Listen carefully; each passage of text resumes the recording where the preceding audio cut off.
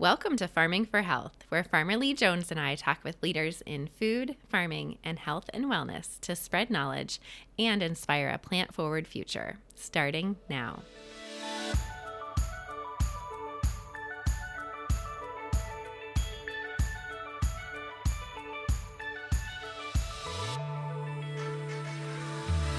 Welcome to the Farming for Health podcast. I'm Dr. Amy Sapola, and today I have the pleasure of being with Amanda Harris. She is a permaculture designer and teacher. Welcome, Amanda. Hi, Amy. Thank you so much for having me. Yeah, thank you for being on. We met in person about a month or so ago at the Roots Conference, and you have an amazing story, and the work you're doing in Mexico is incredible. So if you want to start first just by talking about how you got into permaculture and what is permaculture. Oh, yeah, sure. Great questions. And I'd love to give a little bit of my story here. So I started a master's program in global environmental politics, as well as natural resource management from the University or the American University in Washington, D.C. And it had a really good affiliate program in Costa Rica for a year. It was a United Nations-sponsored program. And one of my classes in that programming for the master's was around permaculture design. And it was the first time that I had been exposed to the philosophy and the narrative around the practices.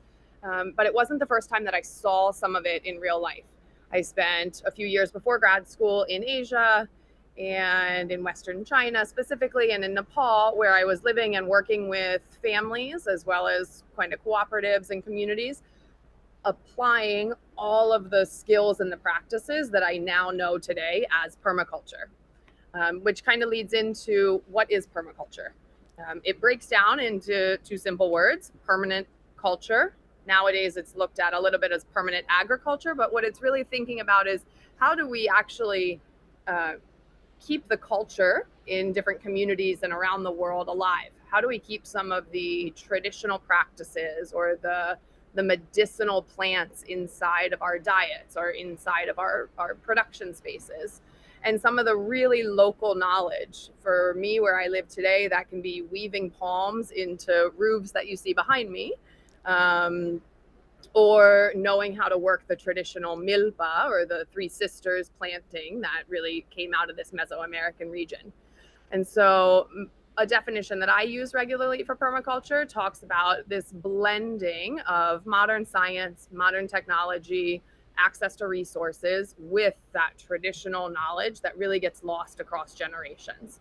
And using the combination of all of those skill sets to build regenerative, resilient, and adaptive production systems. And for me specifically, that looks at agroforestry techniques, kind of the blending of perennial and annual systems with animal husbandry.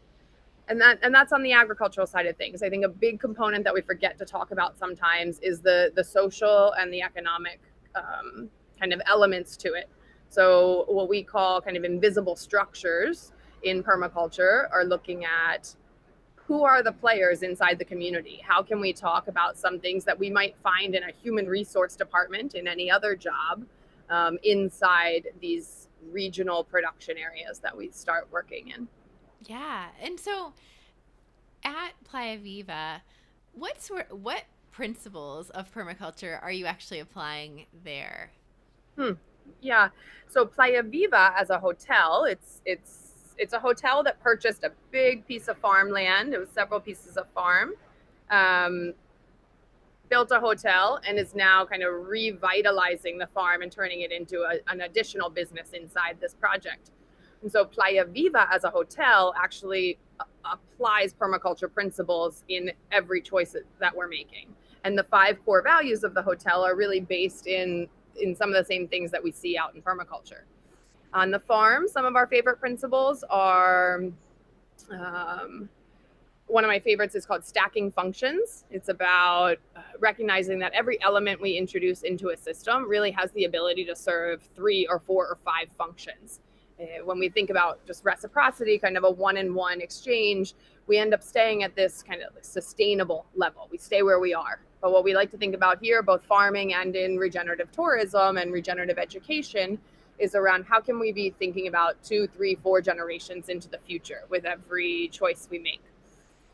Easy ones to adopt in an everyday life are kind of produce no waste, but that's not necessarily only saying recycle or don't buy that plastic water bottle. It really asks us to look at any element, any part of our system, and close the circle. Really have closed loop systems so that something that you might call waste, call it leaf litter from the leaves that fall off the trees, or a piece of manguera, irrigation equipment that's left available. Kind of look at how can you introduce those things in a way into your system where they have longevity and where they have multiple uses to be applied. Oh, that's fascinating. And so in your own life, like how do you take these principles home? Ooh. Um, in every single pocket and backpack space that I have. Yeah, I think that's what I hinted at about the permaculture. So we Yeah. really associate it with agriculture. It's kind of the group of people that have adopted the principles and practiced them over the last maybe 40 or 50 years since the theme came up. Um, but we really like to think about how can they be applied as we are developing cities? How can they be applied in rural communities or inside of our economic systems? And so it's about the principles and the ethics of it, which are earth care, people care, and fair share. And I think one of my favorite parts is fair share. It's about recognizing that there is enough abundance on this planet if we're only using our fair share of those resources. We can look at that in, are you driving the car when you could be jumping on a bike or carpooling? Are you leaving the water running instead of diverting it or just using water more efficiently? And so for me on a daily basis, those are some of the things I'm thinking about. And also there's a really big component that I like is kind of about the regionality and how can we start building economies of not necessarily of scale or so international, but how can we start really thinking about and taking care of our community members and our next door neighbor. And here in rural Mexico, I have an incredible opportunity to do that on a daily basis. In North America and say in Europe, we might be a little bit less accustomed to talk to our neighbor as much anymore. But those are some of the bigger components that I really encourage people to think about and start collaborating with others. Is that I think at the end of the day, if we are able to put our guards down and receive new information, we start building really resilient systems. Yeah, and that community piece and getting to know your neighbor, I think it's something that comes up with almost every single person that I talk with in different ways. But there, can you describe how it's a little different than the US and how you're Hmm. getting to know your neighbors and why that's important to the culture as well? Yeah. Well, one of the one of my funnier experiences here in Mexico has been I live in a very rural community of about 1,000 people, and I was out of town for 5 days, and I just didn't mention it to anybody. And I came home, and probably 4 or 5 different elderly women were like, "Amanda, where were you? Where did you go? Like, I noticed your light wasn't on." And so I think it's about being present where we are and being aware that of kind of the struggles or of the movements of other people, and looking at how we can create opportunities to connect with those individuals. So where I am, it's this beautiful space. If there's an animal harvested to eat, for example, it's not just eaten inside one household. That household invites 10 or 15 neighbors. Absolutely, the people that have touched their property are invited over, and everybody eats that day. And then when one of those neighbors harvests a new animal in a week or a month down the road, everybody eats at that person's house. And I think that also overlaps with the fair share component. We're not harvesting meat every single day. We're not eating meat every single day. But when we do, it's often in community. And it's this kind of breaking bread around a table with your neighbor experience. Oh, that's amazing. That's so cool. When it comes to women in your community, I know this is something we talked about at Roots, but can you talk more into helping women to get into farming and permaculture in the community there. A message from our sponsor. Farmer Jones Farm provides nutritious, regeneratively grown vegetables to home cooks nationwide. We seek to provide our community with vegetables grown in a way that's healthy for you and good for the planet. To learn more about Farmer Jones Farm, visit farmerjonesfarm.com. So this is something that's really near and dear to my heart. And I can't say that I was hyper focused on women farmers, although I am one, before arriving here to Mexico. The community that I'm in, it's in the state of Guerrero in the southwest of Mexico. It is one of the two most biodiverse states in the country, but it's where the least amount of resources actually make it. And that's thinking public government resources. To me, I often equate it to kind of the Appalachia of the United States, just to help folks relate to it.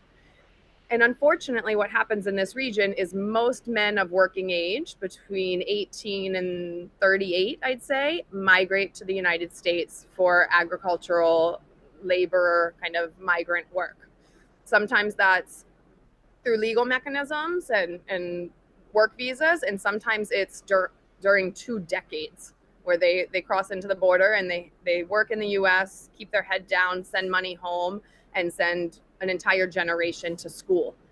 But what we've seen is that creates this huge gap in our community. There are, I'd say, only about 30% of the men from this town still live here. Most of them are out of the country working. And that leaves women with kind of the head of the household, but without the economic kind of independency to really feel like the head of the household. And then on the other side of that, if men are still here working, the woman's role tends to be to have a meal ready when that man comes home, or when the kids come home from school, to have the house cleaned, to do laundry so that the man can go back to work the next day. And I think from our Western culture, we think about this as like the woman's had all her rights taken away, and it doesn't actually play out like that here on the ground. There are women who want to work, but it's not really like, not all women are upset that they're in that role, I guess is the best way to put it. Those that do want to work still have those responsibilities in home. So what we've found over the last 3 years, we've started working with a family of women. There were 5 at first. Now we work with about 15 women in our community of the 1,000 people that are here. And each of them are now in kind of this part-time role where Playa Viva and the farm are lending them land free of charge, where they're able to produce about 4 different products or 4 different crops that we then turn into value-added products. And in doing so, it gives them a little bit of time to make their own money. There's a huge kind of lift in energy, I'd say, from the women that we have worked with, and we do kind of diagnostics about their mental health and kind of the advancing of the program pretty regularly. And also it allows them to still meet the needs of the household that generation is very much still responsible for. So the work that we've been doing is trying to create kind of this middle ground for women to start working with their hands, returning to the field. The first women that we hired on our farm about 3 years ago, from what the studies and the questions we've asked in the town, they're the first women to have a paid role in agriculture in more than 50 years in this community. But that doesn't mean that women weren't working in agriculture. All around the world, the women are often the seed holders. And we want to kind of evolve the system in a way that lets more people participate, lets young women into farming, and lets kind of this entrepreneurial spirit really start to take shape, where potential other small businesses could be born from Playa Viva and from its farm here. That's incredible. And in the women that you've been working with so far, the 15 women, what outcomes have you seen, or like what sort of pros and cons have they experienced so far from working in this sort of setup? Yeah. Well, I'd say a tough con for me was there was one time I wanted to hire a very, very qualified woman. She was to be the manager of the nursery. She had years of experience. And her husband would only allow her to take the job if I also hired him. Really tricky situation.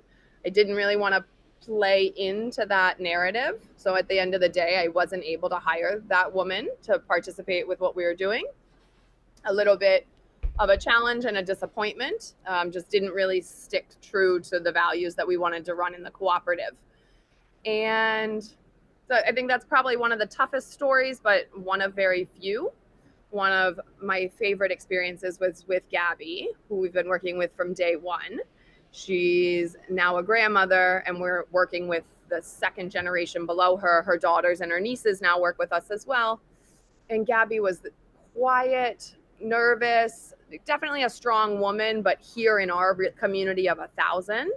And I've been working with her in not just producing, but the entire brand development. So she's working with an artist from Mexico City for the label that she wants on her turmeric product. She went with me to the big city of 30,000 people an hour away and helped pick out the glass jars that we produce or that we package her turmeric in. And this kind of decision making, like the ability to start kind of making making calculated decisions based on the economics of her business was not even that long of a process, but was a really enjoyable opportunity for me to see that those changes in her way of thinking. And then with her, she also eagerly stepped up with a microphone in hand at a conference of about 100 women a few months ago and spoke so clearly, so proudly. And it's just kind of huge steps that we see in her. And now she's a leader for other women in the space. That's amazing. And teaching, I know you talked about that you're a teacher and an educator in permaculture. When these women come to work with you, what sort of teaching or training do you provide, as far as permaculture and farming goes to get started? Sure. Well, I have a really strong team of farmers and new designers with me here. So as someone comes into our team, this is actually a really cool technique about permaculture. What it actually asks us to do is spend a full year when we arrive to a new place. If you're buying land, if you're taking a new job, spend a year to understand what exists there. And it asks us to spend a full year because things change seasonally. I know where you guys are in Ohio, you've got snow one time a year and it's sunny the other times. Here we go from hurricanes to desert. And so if I made decisions based on only 6 months of information, they're not going to serve me well in the long run.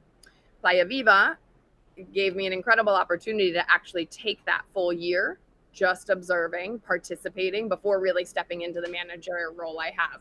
And so I've borrowed that same technique from both Playa Viva and permaculture. In farming, I guess I'm not as patient as those systems. So we do it for about a month.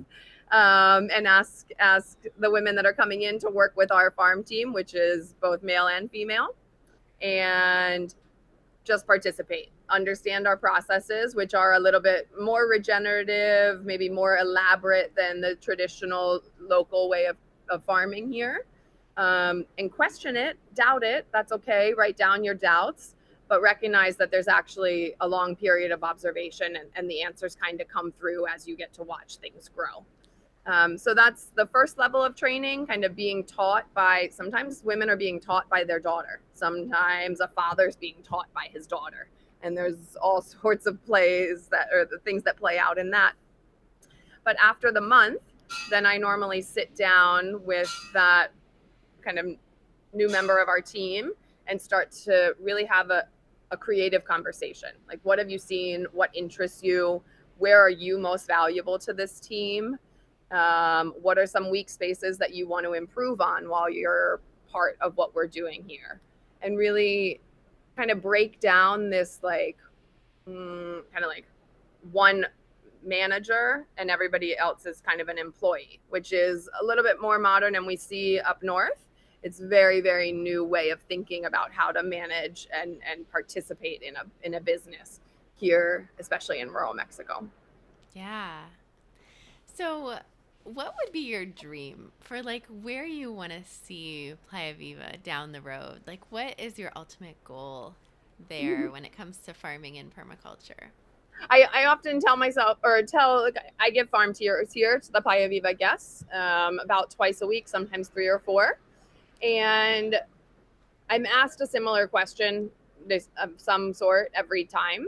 And I'm successful in my job when I've actually, unfortunately, put myself out of a job here. When I came on here 5 years ago, there were 4 people on the team. There's now 14, plus the 15 women that we work with. And my goal is that each one of them kind of becomes a permaculture designer. And sometimes I host courses and there's students that come through, but I treat kind of an employee or part of our team very similarly. I want them to have access to the resources, know how to investigate the resources and find answers to their questions. I want them to be able to make decisions and know what the potential outcome of that decision will be, specifically around planting trees. And as a team, our goal is reforestation. So we are adding about 3% canopy cover to the entire ecosystem here, which is a 200-acre piece of property, each rainy season or each planting season. And this year we have an intention of adding about 10% additional canopy cover, kind of accumulating some of the work that we've been doing over the last couple of years. Wow. So that all really stems from the community's goal of moving from this mindset of scarcity to abundance. When you talk to people here, they know the river used to run 12 months out of the year. Now it runs dry at least 6 or 7 months. They're hyper aware that outside forces who are deforesting the mountains here are the culprit of the kind of climactic impacts that we feel downhill and a little bit closer to the Pacific coast. And so I look to be a teacher in a sense, but also really to be a bridge. As I mentioned, it's a vacuum of knowledge here. There's this incredible out migration of educated individuals also looking for different economic opportunities. And I think publicly the government has kind of left some of these rural communities behind. And so I like to think about how can I bring teachers into this space? How can I be a facilitator or kind of just hold space for other educators and learners to come and share and learn together? Yeah. Oh, I love that. And you talked about how you're adding canopy cover, but also that you spent like a year observing the land. How did you then decide like what sort of crops you were going to grow and like what sort of trees you were going to plant? Yeah, I'd say it's a series of different factors. I mean, in those observation period, I'm looking at what grows, what resists the dry season, because here we go about 10 months without rain. What survives the hurricanes, because the 2 months that we do get rain, it comes in the form of heavy tropical storms or a hurricane. And what are some of the traditional crops that were grown in this region that will continue to adapt to the changes that we're seeing very, very rapidly in this area? And then something that I think a lot of people get hung up on is like, we should use native plants. These are the ones that are gonna survive the changes. To me, the world's changing too quickly. And so here we actually bring in crops from Iraq, Afghanistan, like Jerusalem, Palestine, kind of regions of the world that are known for drought, that are known for salinated soils, and thinking about kind of climate adaptation species, about kind of where are we going? What's this land going to look like in 10 or 15 or 100 years? And how can we plant today, thinking about those generations that come, using the species that are going to be able to adapt? And then I'll just kind of close that off with where my real passion comes through is using food as medicine. I think all the nutrients are there. They're coming out of the plants that we work with. Some of them are coming out of plants that we've forgotten about. And I look at that concept as well as an idea of kind of rewilding. Here in Mexico, people want greens and kales, but that's really, really hard in our climate, even though the North has told us to eat them. But meanwhile, there's 10 different tree spinaches here, plants that grow perennial, nutrient dense greens that kept the Mesoamerican society alive for millennials, that grow wild everywhere and we've forgotten to consume. And so about 4 years ago here in Playa Viva, the chef and I started pairing up together and really working with some of those crops and being able to keep really dense nutrients in our food cycle all year round without being dependent on kales and all these brassicas that we want from other worlds. I love that technique and that approach. And I think when it comes to food as medicine, how would you define that? Because I know everybody kind of defines it a little bit differently. Yeah.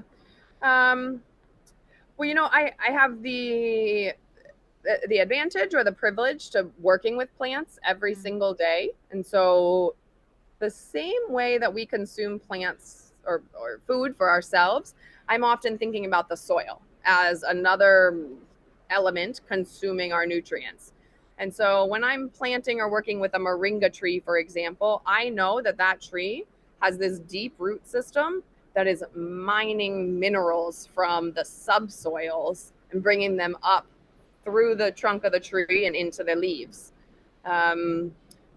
So food as medicine for me is really about how do I diversify? How do I know that I'm getting my calcium and my magnesium and my niacin out of these plants that I'm consuming, not just kind of like, am I consuming enough protein and carbohydrates or the normal, I guess, more common nutrients. And then a big technique that we use at Playa Viva, I would say, is to kind of eat the rainbow. So we're making sure that there are 7 or 10 colors being served at a time, which also tend to move along different nutrient cycles and feed our body.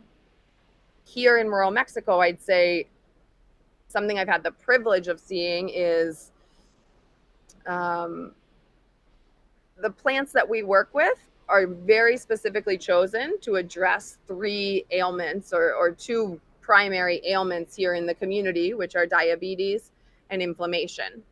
And if you do a little bit of research, which is kind of hinting back at the resources that I like to bring to the community, the plants that grow in this region are the medicine that solve those 2 pandemics that are passing through this community. So we work, Jamaica, for example, is it's hibiscus flower. It's this beautiful red flower. It's in almost all Mexican cuisine. It has the ability to control blood sugar in your body. And it really works well for the amount of diabetes that we see in this community. Yeah, that one of my teachers is Terone Lodog, and she always talked about that she practices, she calls it wise woman herbalism, by essentially utilizing the plants that are surrounding you. And I think there's so much to be said for that. And that leads perfectly into my next question about seasonality. And I know we talk about, like in the States, like, oh, eating seasonally. In the setting that you're in, I feel like it's unique. You spoke about kind of the dry and the wet season. How do you eat seasonally there? And when you have kind of a different seasonal cycle. A message from our sponsor. The Chef's Garden is a family-owned regenerative farm that grows the most flavorful and nutritious vegetables, herbs, and microgreens for culinary professionals and home cooks. For over 30 years, the Chef's Garden has supplied some of the world's finest chefs and restaurants. Now, through Farmer Jones Farm, the same delicious ingredients are available to home cooks in the United States to use and enjoy, delivered directly to their homes. The Chef's Garden mission is to grow exceptional vegetables, care for each other in the land, and to inspire a vegetable-forward future. For more information, visit chefs-garden.com. Well, I think a lot of it goes back to kind of knowing the native species and knowing more about what is available to us. I mean, I'm looking out right now at gardens that I have planted here in a 5-star hotel, and I see 5 edible plants I know that I could go downstairs and make a salad out of them, and they're green almost all year round. I forget to do that.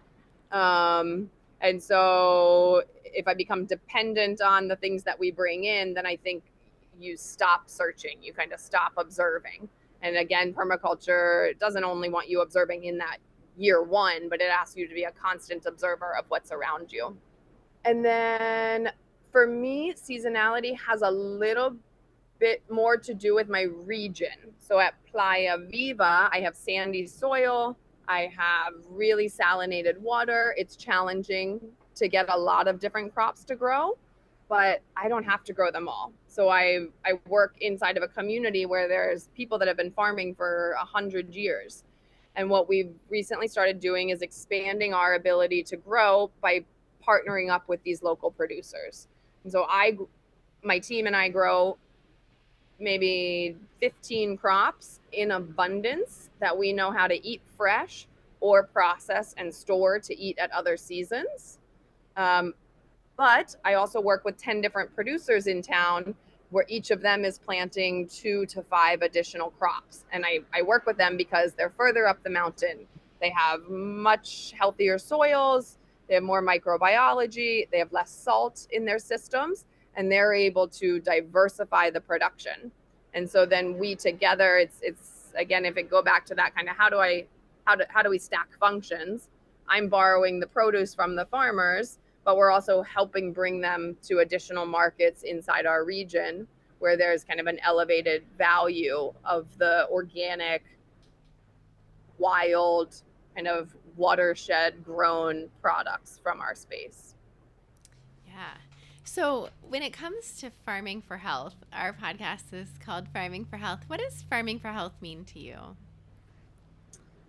I'd say it starts with the soil. I guess it's a narrative that I've adopted over the last year or so. And it's been something I've always known, like if there's healthy soil, healthy plants are going to come out of it.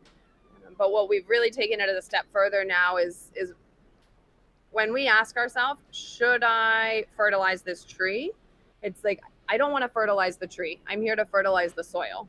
If the soil is fed, if the microorganisms are fed, then the soil will produce a healthy fruit. And then my job is really to just eat the healthy fruit that came off the tree. So to me, it actually simplifies farming. It makes me feel like I'm doing a little bit less work, even though it's quite physically and mentally demanding. Just constantly with this idea of like, keep the microorganisms happy, similarly to our gut, and the rest of the system is going to flow the right way. And so I talk about, I harvest different wild plants and cultivated plants for myself or for our guests or for our farm team, but we only consume, 60, 70, 80% of that plant. We're also chopping up and using the other 20 or 30% as mulch on the ground to feed the soil. The same nutrients that I'm pulling from those plants feed the soil in order to give me kind of those nutrients again down the road. That makes so much sense. So it's really like a cyclic process where you're just reincorporating the excess back into the soil. And when it comes to learning about permaculture, do you have any favorite resources? Oh, yeah, a ton. Especially for up north. One of my favorite resources is called Edible Forest Gardens. It's by David Jackie. Jackie's with an E. It's a 2-series book. It's pretty much a permaculture class for a temperate climate. The first book is, if you're only going to buy one, I'd say buy the first one. It's the concepts, it's the philosophy, it's kind of the end goals. The second book is like your encyclopedia for putting the first book into practice. It's the plant names and all the details. In permaculture, we often talk about designing from pattern to detail. And I'm not really worried if you're putting a tomato inside the system. I want you to know what type of plant should go into the system, what type of fertilizer should come and be used in the system.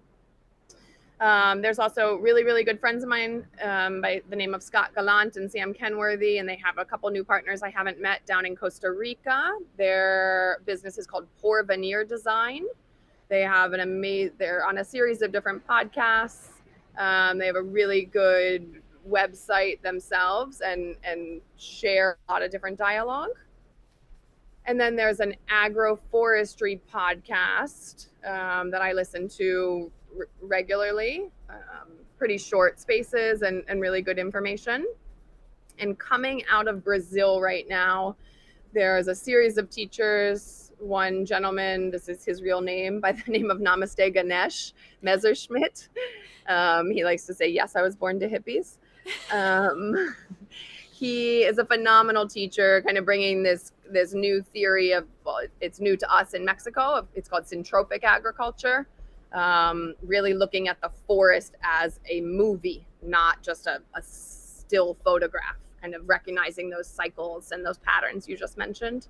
It's anything coming out of syntropic agriculture from Brazil is definitely worth listening to right now.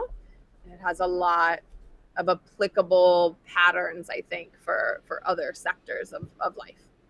Oh, those are great resources. I am definitely going to look those up. So, any last thoughts that you'd like to leave our audience with today? Sure. There's a couple of them. I'd say one of my favorite pieces of advice is like just kind of get out there, go to a farmer's market. I think we're bombarded with our responsibility to a sustainable future. I think at a household level, we're told to recycle when it's huge corporations that actually need to make shifts. And so don't let the world scare you. Don't be afraid of throwing the plastic bottle in the trash by accident. One of the bigger impacts I think that folks could have is knowing their farmer. Like, it's a long, tiring, hard job out here from 6 a.m. till 6 p.m. The opportunity to go to a farmer's market and see people enjoying our food is a huge opportunity for us. So ask us questions when you see us at the farmer's market. Eat seasonally. Come buy tomatoes in August and September, and then wait 10 months to eat them again. That makes it even more fun, in my opinion, and with much more flavor. And plant a tree. There's a saying in syntropic agriculture right now that's like, the best thing you can do is plant a good agroforestry system.